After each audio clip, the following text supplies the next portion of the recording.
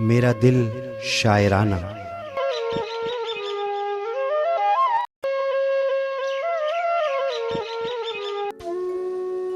शायर अब्बास ताबिश, आवाज़ व पेशकश इनायत अली मेघानी।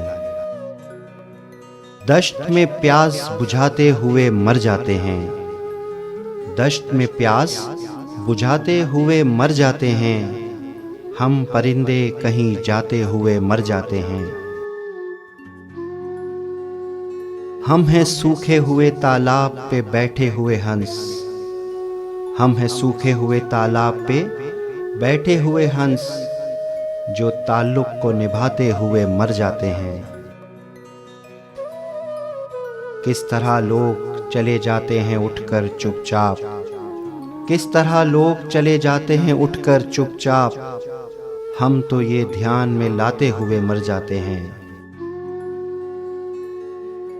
उनके भी कत्ल का इल्जाम हमारे सर है, उनके भी कत्ल का इल्जाम हमारे सर है, जो हमें जहर पिलाते हुए मर जाते हैं।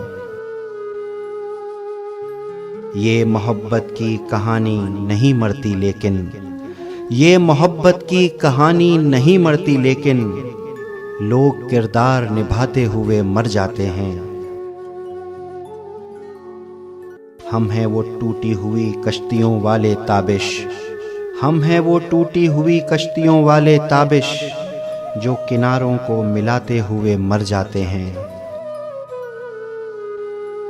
दश्त में प्यास बुझाते हुए मर जाते हैं, हम परिंदे कहीं जाते हुए मर जाते हैं। शुक्रिया।